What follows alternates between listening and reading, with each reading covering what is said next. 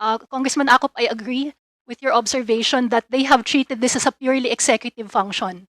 They have made no intention to involve Congress, and that is shown by how they acted with regard to the amendments to Articles 55, 59, 61, and 63. The DOH seems to be very oblivious to the legal rules governing amendments to the IHR. There is a rule in the IHR that says that the text of any proposed amendment shall be communicated to all states parties by the Director General at least 4 months before the Health Assembly at which it is proposed for consideration. Actually, Your Honors, there is nothing to discuss at this World Health Assembly. They are not authorized to approve anything at this World Health Assembly because up to this moment, there is no final package as admitted by the DOH.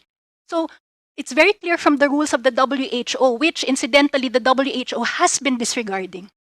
And our own negotiators, our own DOH, has been disregarding the rules. Mr. Chair, if you remember, I think it was during the second hearing, they were forced to admit that they had no legal assistance. They had not approached the DOJ, they had not approached the OSG, they had no benefit of legal assistance in negotiating what is essentially a legal agreement. And so, they disregarded this rule, Mr. Chair. And for the DOH to say that reducing the period from 18 months to 10 months and 24 months to 12 months is merely procedural, Your Honors, it shows a grave abuse of their discretion. They have terribly misjudged this. From a legal perspective, for example, Congressman Abante, you may appreciate this as, as a human rights advocate. The right to appeal, the right for remedy is a substantive right. It is not merely procedural. So if the right to appeal, which is originally 60 days, is reduced to 30 days, that is not a mere procedural change. That is a substantive change. And we wish to announce to the honorable congressman present here and to everyone who's listening that Congressman Dan Fernandez wrote the World Health Organization on November 28th to assert that what was done by the DOH was illegal.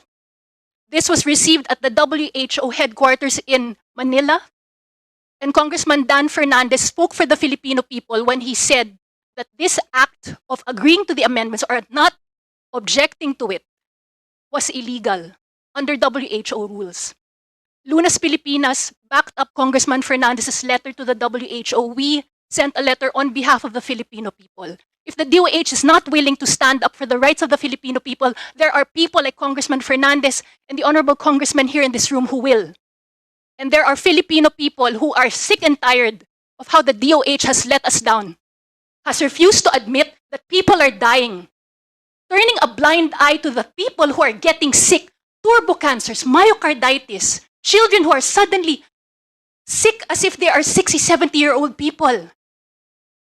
Your Honors, we have seen the cavalier attitude of the DOH here over the past 5 hearings. They don't care. We look into their eyes, there does not seem to be any sympathy for the people who have died, for the people who are now physically disabled because of these vaccines.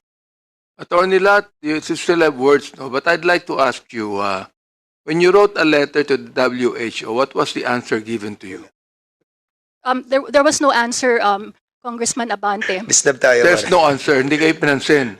It was received. We were It able was to confirm received, that it was but received. there was no answer. There was no answer. I just want to put on record, Mr. Chair, that there is no answer given. Now, if, for example, the DOH would, in a way, support you on this, you think it will help? With all due respect, I think it's too late because according to the rules, any amendments, any objections to the amendment should have been made by December 1, 2023. Okay, now perhaps in the current situation right now, it will not be too late because the Bureau of Quarantine of the Department of Health made a heightened alert over flirt. I'd like to find out from the DOH, is this one of the amendments given by the WHO or the treaty given by that you should declare heightened alert, that you are just obeying WHO treaty on this? DOH. And before Heightened alert. I would like to find out where you got the word heightened alert. Yes. Is this a precursor of another lockdown? Because it's heightened alert. Yes. Before you answer, no, in addition to that, kung mapapansin mo lahat ng mga pronouncement ng WHO at si Tedros, sinasabi, prepare for the next pandemic. Sinabi ni Biden, prepare for the next pandemic. Ito naman, Pilipinas, so heightened alert, prepare for the worst. Are you conditioning the minds of the Filipinos to be prepared on something? Kaya nakakaano. Sige, si Sir, ano pang pangalan nila? Can you state your name? Dr. Gilberto Feliciano, representing po yung DOH Bureau of Quarantine.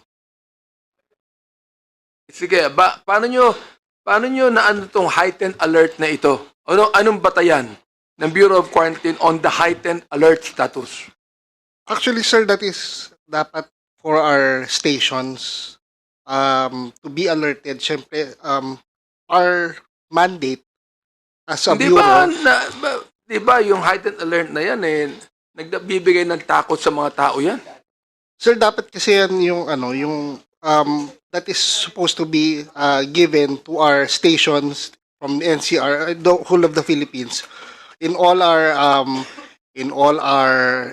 international airports and seaports, because that is our mandate that we should look for and prevent the entry of other of all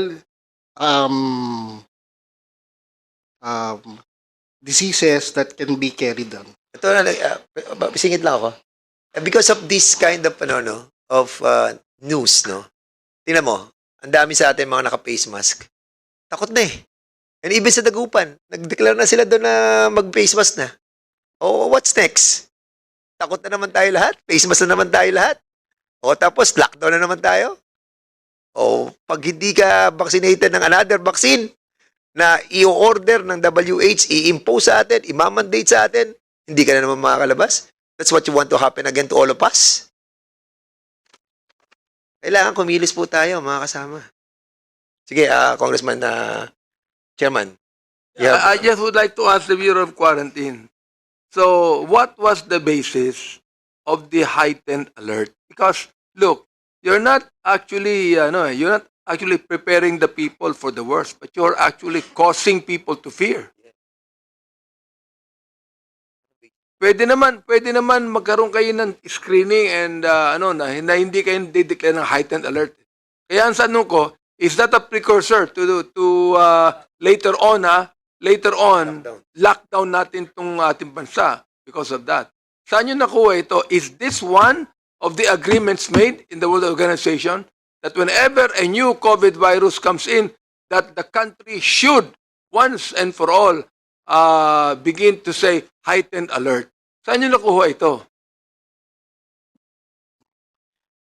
Your Honor, as the order was directed to our Who ordered? our director, Director Sinong Salcedo. director nyo? Director Salcedo po. He's a doctor, right? Yes po. Okay. So, anong order niya? This is ordered to all station chiefs that are manning both all international airports and seaports. That directive was for them, and a copy was made to the Department of Health. Unfortunately, we do not know who leaked that out, because that is primarily because our mandate is to watch for You incoming. still have words. Yun ang problema sa Pilipinas. Palagi may naglilik. Now, I just would like to find out, who advised your director to order heightened alert? Kasi sir, mandate naman talaga po namin yan. We are plano always nyo, plano nyo. out in the lookout for any, aside for, not only for COVID, but also for other diseases that can potentially come in. Now, the heightened alert, we have the data because primarily we are looking at, we do not want to increase the number of Sir, anong naging basis nyo? Kasi nabasa ko rin sa mga different news, meron din sa Amerika, meron din sa Europe, meron naman sila X-disease. Meron naman sila iba-ibang mga ilalabas na naman na hindi mo malaman kung saan nanggagaling yung yung barometer nila on trying to say that there is a flirt virus that come out. Tapos, meron din sa kanilang iba namang klase ng virus that come out as well. Para bang nagiging nagiging, what do you call that? To sow fear to the community, kailangan sabihin mo may virus na nandiyan sa labas. So, ano naging barometer nyo para to say na meron nga ganitong flirt? Di ba? Okay. Sir, yung database na we are getting from is actually also from World Health Organization. So, galing din sa WHO. The numbers. Yes. sir. Ayan. At least Because then, so, Your Honors, as we said, we are looking at as our mandate to protect our country for incoming diseases. We would like to emphasize that in order to really be prepared in all to prevent the further lockdowns or any other excessive use of Okay. Congressman Acop, you have the floor. Director, siguro naman meron kayong protocol or criteria when you have to declare heightened alert or high alert or whatever. Kasi, pag pinakikinggan ko po kayo doon sa heightened alert, ibig sabihin, alert na kayo. Di po ba? Otherwise, you wouldn't heighten the alert. Tama? yes po. O, ano po yung kondisyon na naka-alert tayo? Kasi dapat may criteria yan eh, di ba? Yung increasing number po pataas na na pataas yung alert eh. Parang sa military ba, kung sinabi blue alert kami, may certain conditions. Pag nag-red alert, meron din kaming conditions. Ngayon, doon po sa inyong bureau, meron po bang conditions o criteria rin? Basta nag-declare na lang kayo ng heightened alert without trying to find out whether certain criteria are existing. Of course, sir, Your Honor, we will base it on the increasing number of cases all over the world. Now, Not basically number of cases in our country. Why use the data for the whole world?